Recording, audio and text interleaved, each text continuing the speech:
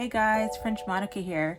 So I'm basically just gonna come on here quickly and do my final paycheck of July. So even though it's July 31st, I put the month of August because basically any expenses that we use for that paycheck will go towards expenses that occur in August.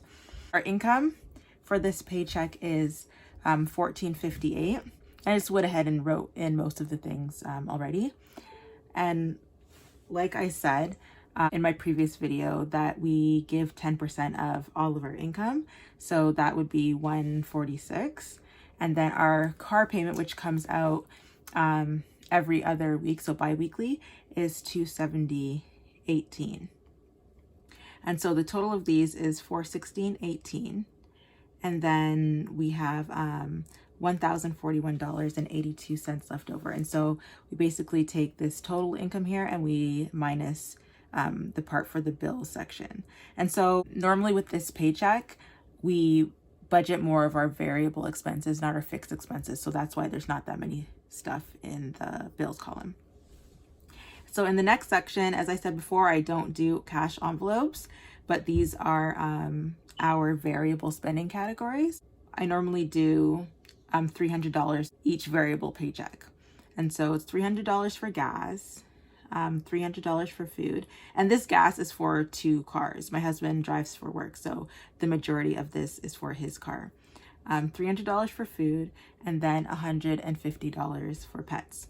So the total of this comes to $750. And so when we deduct this from that, we get $291.82. So then it comes over to our sinking funds category. So basically after I've put in our fixed expenses and then our variable expenses, like these are kind of like our 4 walls, what we need, our food, our shelter, and our utilities and transportation.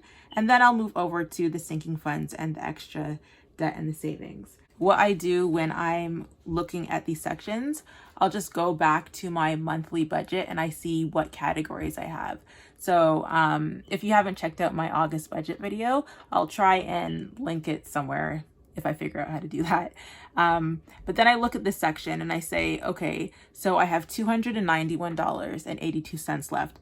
What can I fit in there? So I'd look to see, okay, you know, I normally budget vet bills of $50. That can definitely, you know, fit into this category. You know, if I look to back to school, it's $300. Can that fit in there? Not exactly. So normally what I would do is I would try and fit as many things as possible. So I probably would do maybe my car licensing and then the vet bill and then the planner and see what is left over. So even though I did this August budget like a week ago, things have changed.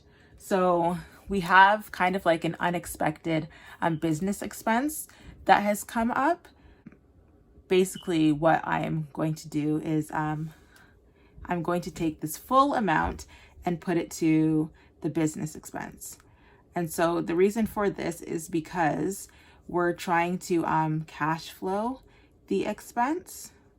So most of our extra money will go towards that for this month. So unfortunately, we might not be able to pay as much to debt, but at least we aren't going into debt for the expense. So for this paycheck, there's no extra debt payments and there's no extra savings payments. And so the difference here would just be $0.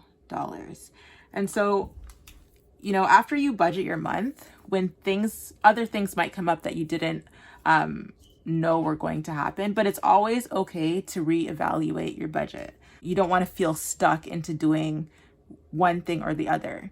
It's completely okay to just kind of to switch it up. I do that all the time. That's why I always go back to my budget and I reevaluate. The monthly budget is just to give me an idea of how much money I'll have left over, what things I can fit into the month. And then as the month goes by and we get the paychecks, especially when they're variable, because sometimes this could be higher, sometimes this could be lower, then we, you know, reevaluate with each paycheck. So I hope this helped you a little bit with maybe budgeting variable income, how you might do it. If you have any questions, you can just put them in the comments below. And make sure you like, subscribe, share. if you think there's someone that this might be valuable information to, and keep tuned for my next video. Bye.